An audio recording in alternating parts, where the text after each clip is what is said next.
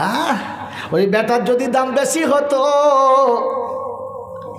Better দাম যদি বেশি হতো, দুটোর পরে তিনটেতে কি পাইপ লাইনটা উড়িয়ে দিত। লাইন আছে না, উড়িয়ে দিছ কথা।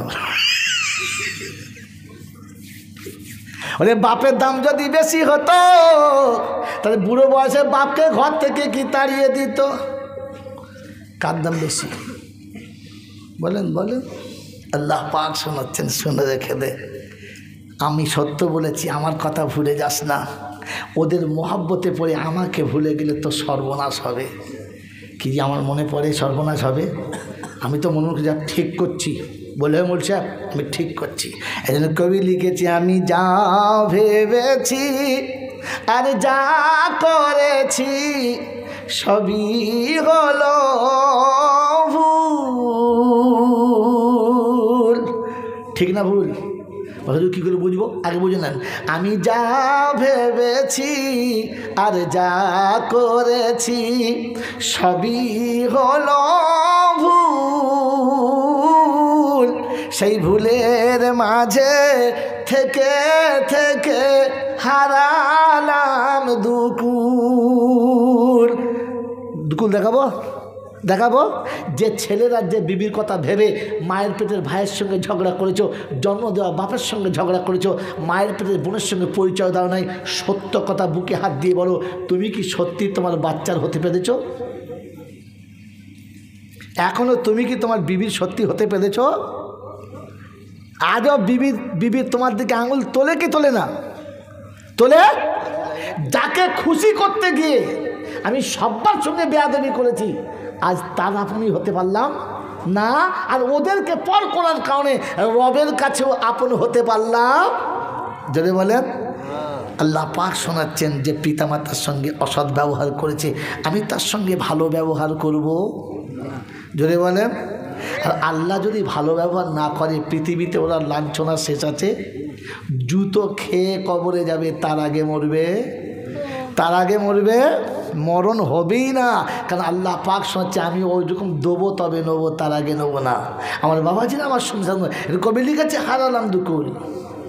আমি যা ভেবেছি আর যা করেছি সবই হলো ভুল।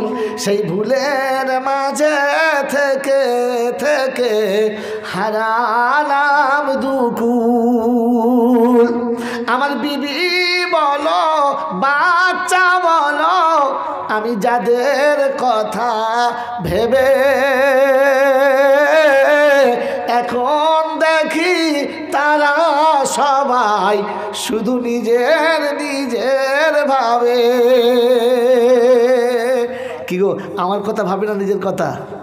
আমার গাড়ি কি করে বড় হবে, বাড়ি কি করে বড় হবে, আমার ছেলে কি করে বড় হবে, আমার কি করে আর কিছু হবে, বাপের কি হবে বলে 5 জন দেখে দেবে, আমি একা দেখবো। যাও, বাপের কথা ভাবে, এই মার কথা ভাবে।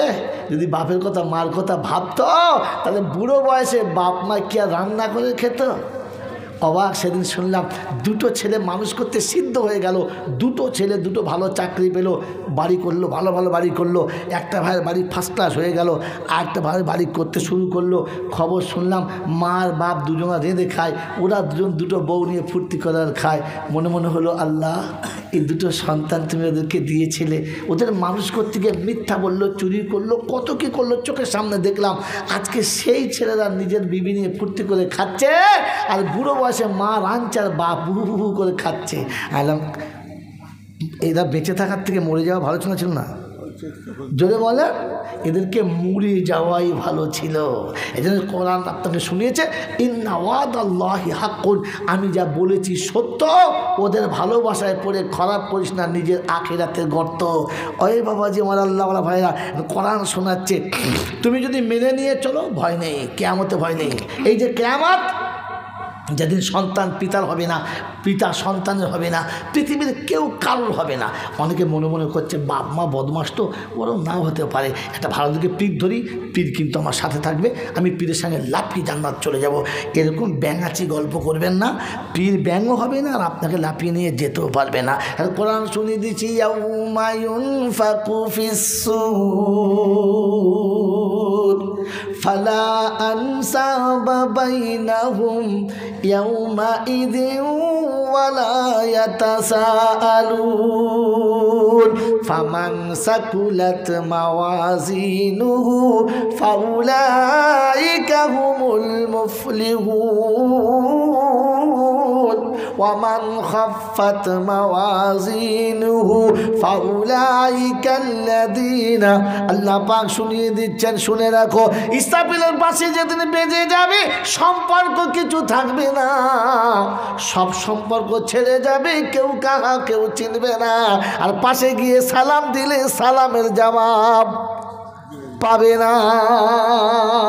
ইয়াউমা ইয়াকুমুর রূহু ওয়াল মালাইকাতু সাফফা লা ইয়াতাকাল্লামুনা ইল্লা মান আযিনা লাহুর রাহমানু ওয়া ক্বালা সাওয়াবা যালিকাল ইয়াউমুল হক ফামান শাআ আত্তাখাযা ইলা রাব্বিহি মাআবা।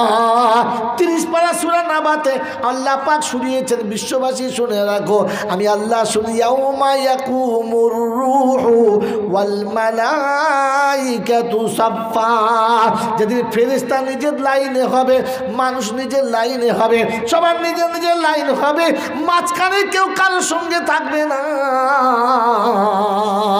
কেউ কাউকে ডাকলে সেদিন সাড়া দিতেও চাইবে না। আল্লাহ পাক শুনি যালিকাল ইয়াউমুল হক, ওই দিনটা অবশ্যই হবে, ব্যাফল যাবে না।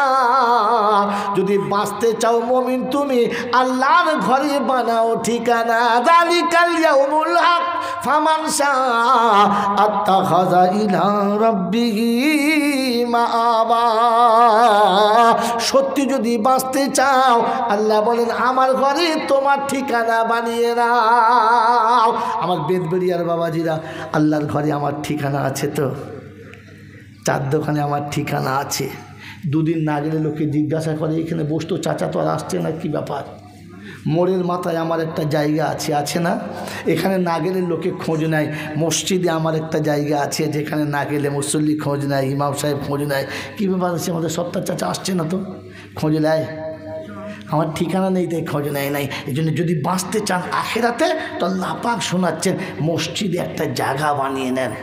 বানাবেন ইনশাল্লাহ, বানাবেন ইনশাল্লাহ। আল্লাহ আমাদের বানানোর তৌফিক দান করুক, বলুন আমিন। ওই বাবাজিরা।